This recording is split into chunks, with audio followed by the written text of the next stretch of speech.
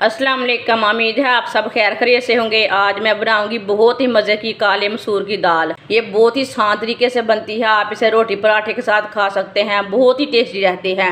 ये सबको ज़रूर पसंद आएगी इंशाल्लाह।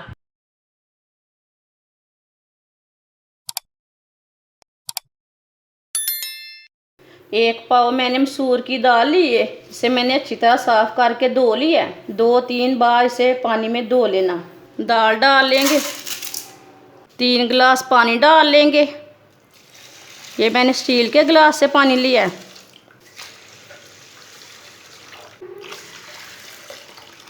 लहसुन डाल लेंगे।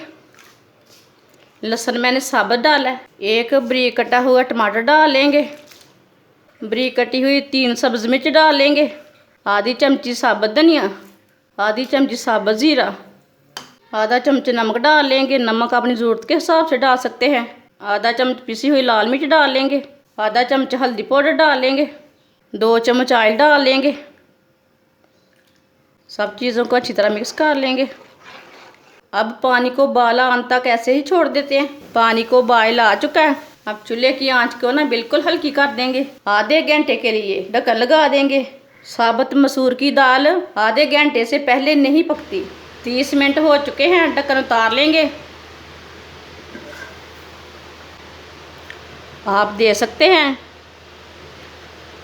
दाल हमारी पक चुकी है। अब दाल को ना नीचे उतार लेंगे। थोड़ा सा ऑयल मैंने पहले डाला था, थोड़ा ऑयल अब डाल लेंगे। 4 चम्मच ऑयल डाला मैंने अभी।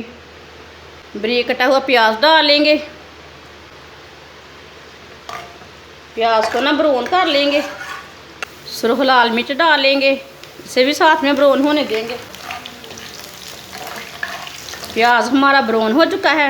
अब चूल्हे को बंद कर देंगे। तड़के को दाल में डाल लेंगे। अब दोबारा इसे 5 मिनट के लिए पका लेंगे। साथ में सब्ज़ धनिया भी डाल लेंगे। आधा चम्मच गरम मसाला डाल लेंगे।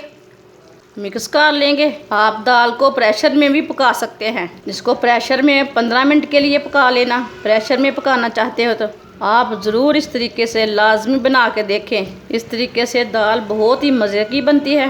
ये साबुत मसूर की दाल है। आप ज़रूर इस तरीके से लाजमी बना के देखें।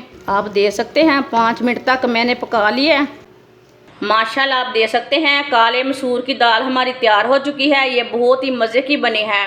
आप इसे चावल के साथ खाएं, रोटी के साथ खाएं, पराठे के साथ खाएं, बहुत ही मज़े की बनी है। आप सबको ज़रूर पसंद आएगी। हमारी वीडियो पसंद आए तो लाइक करें और हमारे चैनल को सब्सक्राइब करें। अच्छा, खुदा हाफिज़।